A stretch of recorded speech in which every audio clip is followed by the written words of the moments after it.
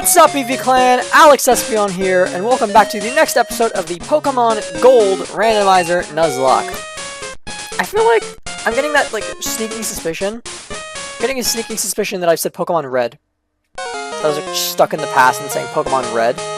One of these episodes, I feel like I said Pokemon Red by accident. I meant Pokemon Gold. If I did say Pokemon Red, I meant Pokemon Gold. That's the series we're in now. Pokemon Red was last series. Was the last Pokemon series. Tell me something. Hello, rival. Hello, Owen. Is it true that Team Rocket has returned? What? You beat them? Ha! Quit lying. You're not joking?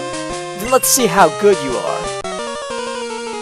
I did beat them. In fact, I beat them last time. But you're unaware of that because that was an entirely different game. Owen wants to battle. Pinecone. So yeah, if you missed the last episode, basically, he just summarized what I did. However, I just summarized what I did. He sort of, hinted at it, then I, took that as a time to summarize. But yeah, basically, I went over to the Slowpoke well, and we're in Azalea Town right now. So if you're familiar with Azalea Town, you know there's a well. In that well, Team Rocket is, cutting off the tails of Slowpokes.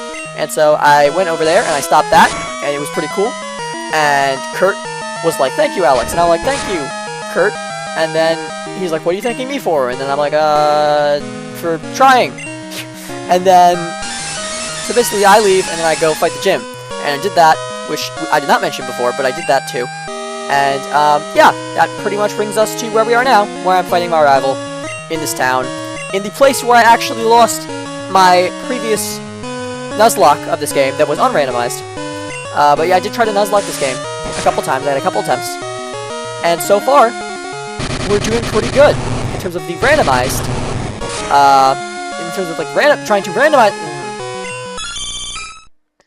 So far, we're doing pretty good, he says seconds before Pokemon dies. Great. It's okay, I wasn't attached to that one anyway. It's a bummer that we had to train that. We spent so much time training that one up, though. But yeah, so far, you know, we're doing much better than the normal Nuzlocke run. Than the original Nuzlocke run that wasn't randomized, because in the unrandomized one, it took me multiple attempts to get to this place, to get to where I am right now. And in this one, this is the first run. So we're already getting much farther than, we're already getting much farther than, we're already getting much farther not only than I got in my previous Nuzlocke attempts, my first Nuzlocke attempt of the normal Nuzlocke of this, but we're also getting much farther than I got in my first Nuzlocke attempt of the Red Randomized Nuzlocke. In general, this has been a pretty good first attempt. It's looking pretty good. That being said, I want to knock on wood now, because now I'm concerned that all these things I'm saying are going to come back to bite me, and someone else is going to die, because my Persian just freaking died. So now they're sending out a Crobat, which is a strong Pokemon, but we do have a Gligar with Thundershock, which is not something you see every day. Regardless, Thundershock is super effective, so it just so happens that this Gligar with Thundershock is surprisingly useful in this situation, even though a Gligar using Thundershock is probably one of the least useful, it's not very useful. I'm not gonna say it's one of the least useful, because there are a lot of useless things that a Pokemon can do. But, you would not picture in your head, I'd imagine, a Gligar using Thundershock as something that would be useful, that'd be, very useful. But, it is coming in surprisingly handy in the situation, especially given, Gligar's horrendously low special attack. But, you know, when you don't have a proper electric type on your team anymore, because your electric type evolved into, a grass type, and then a water type, and now a ground type, sometimes you just have to settle for a ground type using an electric type move. And sometimes you just have to settle for that ground type being a physical attacker with terrible special attack, because that's just what you have in terms of electric type coverage. It's not good, but it's helpful in this given situation. Because if it wasn't for this Thundershocking Gligar, we'd probably be doing much worse, honestly. However, let's be clear, this is still not a cakewalk. by any means. We might kill ourselves here. Thank goodness we didn't. Clearly the knocking on wood isn't working, because this is terrifying. And I shouldn't have said anything yet last episode, or at the beginning of this episode, about how good this run is going, because I fear I have jinxed myself. Given our current situation, I fear I have jinxed myself. Dang it, man. It's not... The problem with losing Persian, my problem with losing Persian, is not that I was super attached to Persian, but just because we spent so long training them up, and now I feel like all those trainers that we took down, trying to train up Persian, were just wasted XP, that we could have used to level up our other level 6 Pokemon, in the back, who needs XP, who maybe wouldn't have died. Which is our Venomoth, which I have been neglecting so much that I've forgotten the name of, because I was spending so much time, and effort into training up our Persian, that I didn't even take the effort or time to dedicate to my memory the name of our Venomoth. And honestly, I've already forgotten the name of the Persian. That's how much I am, like, glossing over. Our Persian's name was Rachel. That's how little I care about the actual Pokemon. No, what I care about is the fact that I put so much time, as much time as I did, into training up that Pokemon, and now it's gone. I don't care that I lost the Pokemon. It was a freaking Persian. Okay, like, it wasn't good. It's fine. It was a fine Pokemon. It wasn't that good. You know, like, I'll survive. I'll live. My heart will go on. I lost the Persian. Whatever. That's not that good of a Pokemon. I can move on from this. What is really bugging me, though, is not what Pokemon I lost, but the time commitment and effort commitment I synced into that Pokemon before losing it. It makes the loss sting so much more, when I don't really care about the Pokemon, but I do care about the commitment that I put into training up that Pokemon, only for it to die. That's what stings. Not what Pokemon it was, not the Pokemon itself, but the commitment I put into that Pokemon. That's why that loss hurts. Because it makes me feel like I wasted time and effort.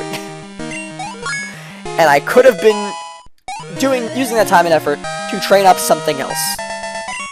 Even though there's a good chance that something else will die too. Really, it's unrealistic for me to be so upset with that death, but I am.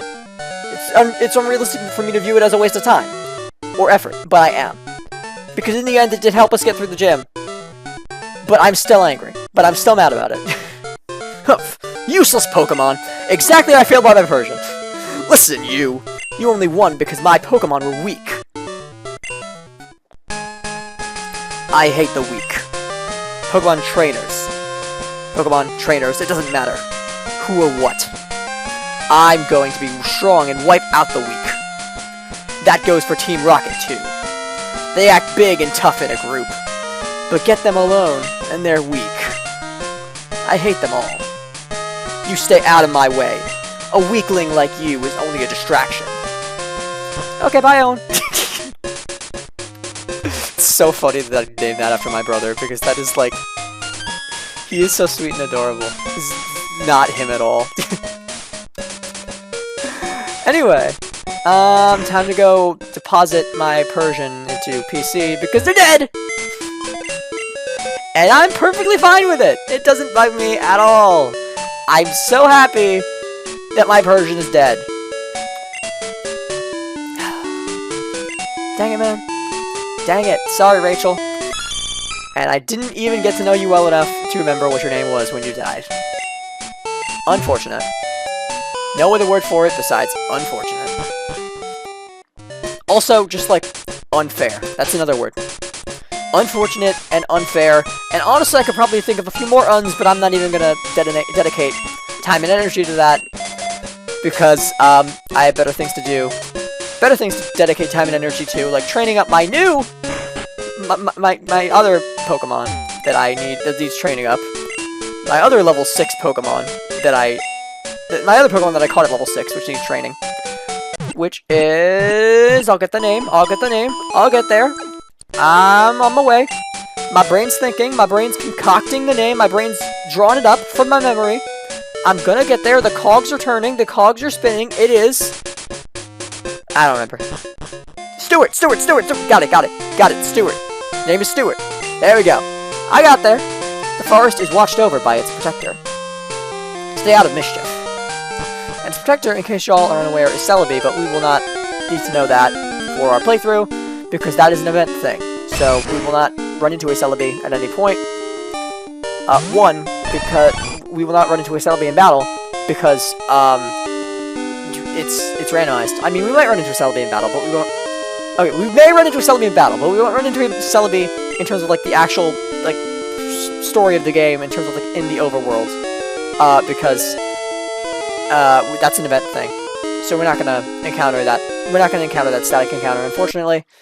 It would be nice to have a static legendary available to us, but we're just gonna have to wait. We will get static legendaries. I don't know actually in this game if it's like multiple or if it's just one that we have access to realistically. Because I know that the beasts are roaming. Legendary beasts, legendary dogs, whatever you want to call them. I always said legendary dogs. I hear a lot of people say legendary beasts because I get that, like, and I get that because like some of them don't look like beasts, some of them don't look like dogs really. Beasts does just like fit anything they really could be. Because like beast just does sort of encompass like animals. But yeah, I think that whatever you want to call them, they're roaming. So that isn't really like a proper static encounter. Like it's a legendary encounter. And I could like technically catch that, I guess, but like I think the chances of me actually catching that are pretty low. I do have a Master Ball though. So I do run into a legendary. I could catch it. But I also don't want to like waste my Master Ball on like just any legendary, so I want it to be like something decent. Oh man, my boss is going to be steaming. The Farfetch that cuts trees for charcoal took off on me. I can't go looking for it here in the Ilex Forest. It's too big, dark, and scary for me. But yeah, I think that like... Hold on, I didn't get cut. I need cut, don't I? Where do I get cut? I remember in a previous episode I was thinking about, oh, frickin' hell. Why wasn't that my encounter? What was my encounter? I don't even remember. I ran into something. I just didn't acknowledge there was an encounter and killed it as a result. Whatever, we have 3 Pokemon now. Which is not the best. Our egg will hatch at some point. Don't know what it's gonna hatch into, of course. But hopefully it's something good. Regardless of what it hatches into. I might not be the most inclined to train it all the way up, because it's going to be low level. And I've already, honestly, training up Rachel from level 6 was already, like, enough training for me for a hot minute. Now I have to train up another Pokemon. I have to train up Stuart, too. If my, like, egg hatches and I have to train up, like, another level 5 Pokemon within, like, this specific time frame, like, within such short time from one another, I might be pretty mad, not gonna lie. Like, I don't want to train up another Pokemon from such a low level until later in the game, because, well, I guess, like, you want to do it sooner than later, because then that's less training, but at the same time, I'm so tired of training, I'm gonna be so tired of training up, like, low-level Pokemon by the time I train up Stuart to catch up to the rest of the team, that, I'm sure I'm not gonna want to train up whatever's in that egg, unless it's really good. So I hope it's really good. Do you have cut for me now? Slowpoke have returned, but my apprentice hasn't come back from Ilex Forest. Where in the world is that lazy guy?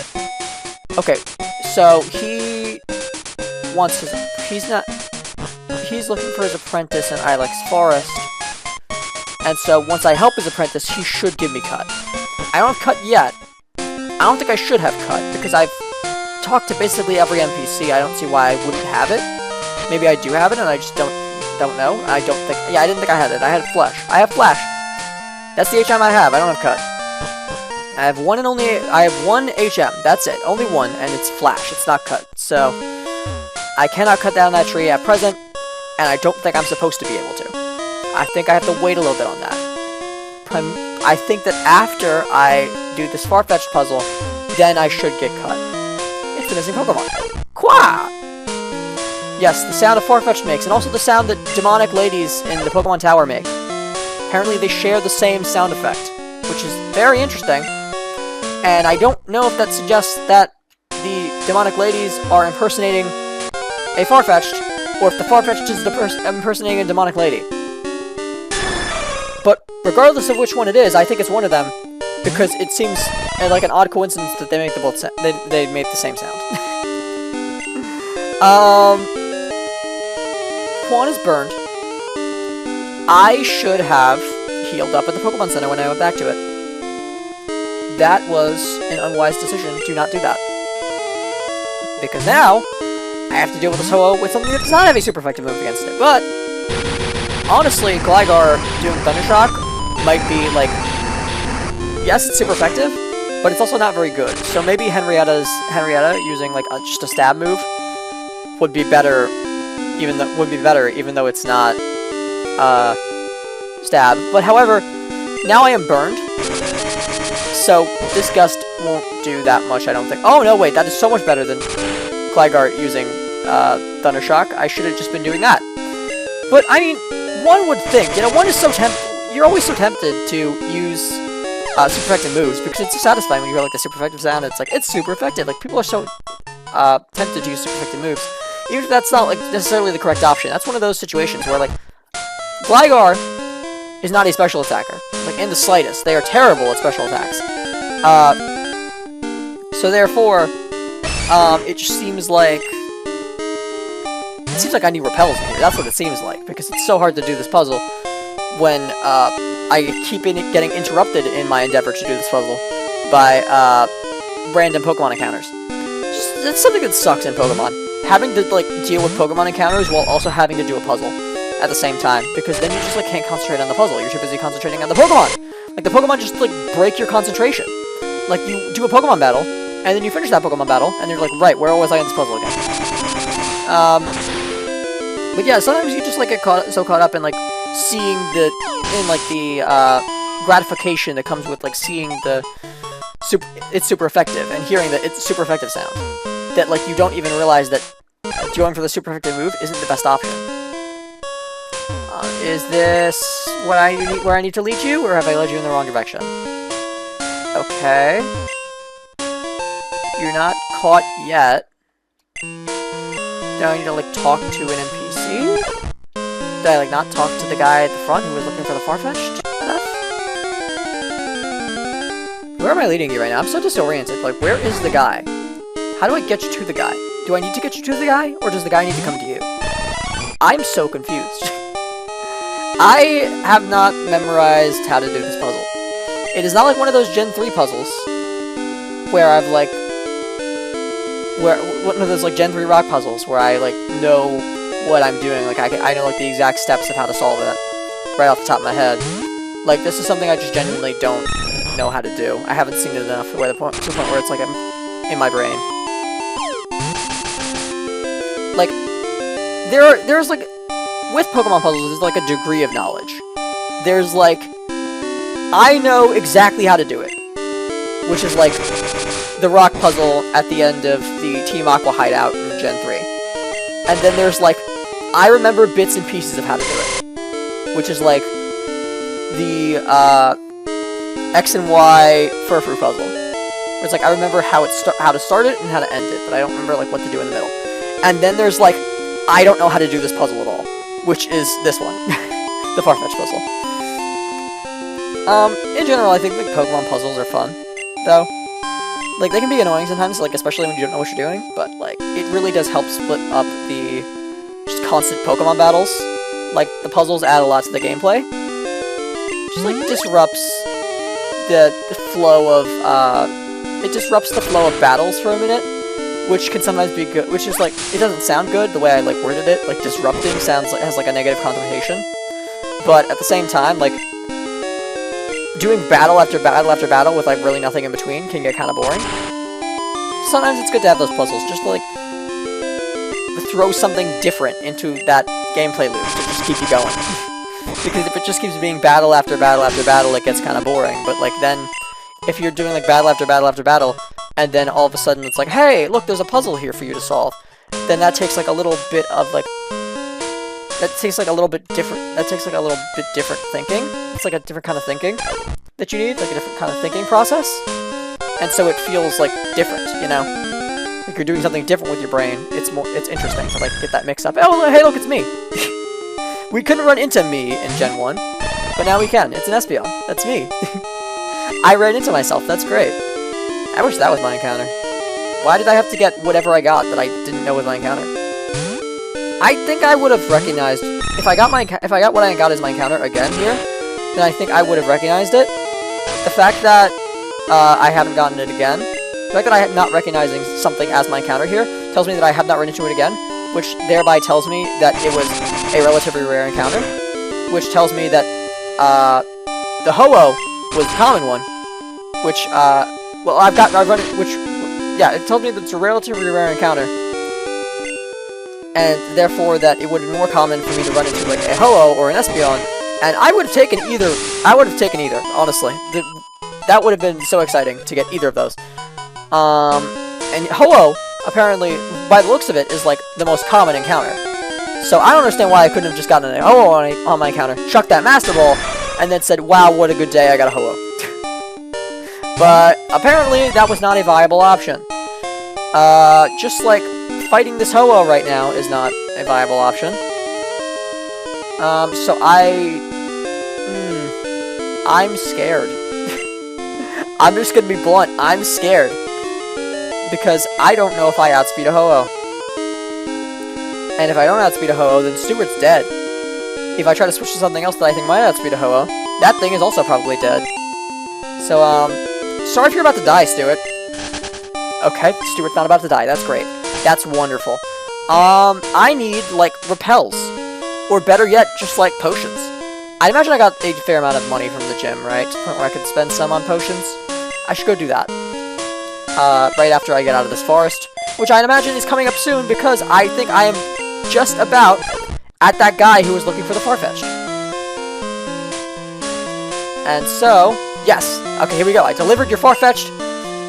Now I can get cut and hopefully, I'm getting cut now and leave this forest. Wow, thanks a whole bunch. My boss's Pokemon won't obey me because I don't have a badge. So it's quite a high level Farfetch'd, is what you're saying. Well, I guess it doesn't have to be that high leveled in order to not listen to someone who has, like, no badges. Okay, we're gonna not die to this Ho-Oh. And the best way I can think of to do that when we're burned and at half health is to run away. Yeah, because there's no way, like, yes, Ho-Oh must be fast because it's a legendary, and in general it just looks, birds are pretty fast. It's a legendary and it's a bird, and both of those things seem like they'd be pretty fast. But we are over 10 levels above it, so I think we're good. I had no doubt there that Gligar could run away from that Ho-Oh. Oh, my Farfetch'd. That's why I switched Gligar to the front, because I knew they could run away. I wasn't expecting them to, like, actually take on anything, because they're at half health and burned. But I was thinking that they could at least run away. You found it, Forest Kid? Without it, we wouldn't be able to cut trees for charcoal. Thanks, kid. Now, how can I thank you? I know. Here, take this. There's HM01. That's cut, if I remember correctly. I don't know my TM numbers, but I don't know my HM numbers either. I was going to say I know my HM numbers. I really don't. But I know at least that that's cut. That's the cut HM. Teach that to a Pokemon to clear small trees. Of course, you have to have the gym badge from Azalea to use it. I do. What does the Farfetch'd have to say about this situation? Quah! Of course, the signature call of a Farfetch'd. Or a demonic woman. Wonderful. Okay, so now we're running into a Horsea. I also don't think that was my encounter that I got when I came in here. What was my encounter? I'm trying to remember. I can't remember for the life of me. Maybe it's just something that my brain decided to like cast out. Maybe it's just like covering it up because it doesn't want to remember what it is. Maybe it's one of those situations where your brain is just like getting rid of the memory because it doesn't want to remember it. Maybe I don't want to. Maybe my brain doesn't want me to remember what I missed out on. Maybe it was something good. I don't know. But we ran into a. I feel like we ran into a Kingdra in there, right? And then we ran into a horsey. We ran into both a Kingdra and a horsey there? Or did a trainer have a Kingdra in there? Or am I thinking of an entirely different episode? Maybe I'm thinking of in the gym. Maybe I'm still thinking about that. In general, like, but though I do definitely remember like running into a Kingdra recently, whether it was in there or it was in the gym. And so the fact that we ran into a horsey is crazy. If we ran into a Kingdra there also, because that's really funny that like there's a Kingdra and a horsey there. Like there's both of those there. Hold on. Before I go get lost in a forest with no potions, I want to buy potions. So that way when I get lost in a forest, I have potions. That way when I get lost in a forest, I'm not just getting destroyed by ho-ohs with no ability to heal myself. That sounds like a terrible idea. Honestly, I think that like I probably shouldn't go back in there because it's loaded with ho-ohs, that place. And while they are considerably lower level than I am, fact of the matter is they're still ho-ohs, and that's scary. They are very scary, especially because like the burn. I didn't know that Sacred Fire always burns, but it seems to always burn. Because gosh, did it not hit a single Sacred Fire on an unburned Pokemon that didn't burn that Pokemon. So I highly doubt at this point that Sacred Fire doesn't always burn. Because I think that with how many Sacred Fires we got hit by, unburned, I'd imagine that at least one of them wouldn't have burned us if there was a chance that it wouldn't burn us. Therefore, using my deductive reasoning, I can deduce, because deductive reasoning does usually entail you deducing something. That is usually the outcome of deductive reasoning. Deductive reasoning is typically used to deduce, so I can deduce with my deductive reasoning, as you do with deductive reasoning, that, where is... Oh, I don't have a map, right. I need to use my, like, Pokegear, that's the one. Pokenav, not Pokenav, Pokegear. It's a different game. Pokenav is a different game. Pokenav is Gen 3. Which I could deduce with my deductive reasoning that it burns every time. Given that evidence. Given that evidence of I did not see it not burn in all those times that my Pokemon that were unburned got hit by it. How do I, like... Oh, wait. Okay, see, I see it now. Because if I pressed, like, to the sides to, like, go... I was trying to, like, press to the sides to go, like, left and right on the map, but then I was just, like, switching my mode of Pokegear. Now, what you need to do is you need to press up and down. So, right here, we're at here's Union Cave. And then like, Radio Tower's up here. I don't know how to get from Slowpoke Well to... Slowpoke Well? Is there no Azalea Town? No, there's no Azalea... Okay, there's Azalea Town on this map. It's just Slowpoke Well is also marked, which is weird. I'd imagine it would just mark the towns, but apparently that's not the case. So Ilex Forest leads to Route 34. Do I have to go through Ilex Forest? Goldenrod City is where the next gym is, so I'd imagine I have to go through Ilex Forest. I didn't think I had to go through Ilex Forest. I didn't recall that being a thing that I had to do. Ecruteak City. Where is Ecruteak? Where have I been and where have I not been? That's my question. Lighthouse is over here. Olivine City is over here. Burn Tower, Tin Tower are over there. Have I been to Burn Tower, Tin Tower? What is here? This is not helping me. Cianwood is over here. I don't know what Cianwood is. So Ilex Forest, Azalea Town, Union Cave. Ruins of Alpha is over there. Sprout Tower is over here. Okay, so that's Violet City. And then, where's over here? Cherry Grove, and New Bark Town is where I started. Okay, so New Bark Town, I went from here to there, to there, to there, to Ruins of Alpha, to Union Cave, to Azalea Town, which means I have not... So since I started over there, I started over here, in this direction, which means I have not been up here, or over here, which means I could not get from, which means I could not get to Goldenrod City any other way from here than through Ilex Forest realistically and up Route 34. So I guess we have to go through Ilex Forest and up Route 34. I did not think that we had to go through Ilex Forest for any reason, but apparently we do, because I don't know how else I get to Route 34. And I don't have the Squirt Bottle, so I can't get rid of that Pseudo-Wudo blocking me on that one part, in that one part of the map. So yeah, it seems like the only viable option in terms of getting to Goldenrod is going through Ilex Forest, even though I did not think Ilex Forest led out anywhere, but apparently, I mean, I guess I'm wrong. So, we will leave that till the next episode. Thank you all so much for watching, Eevee Clan. Make sure you like, comment, and subscribe. And this is Alex Espion, signing off.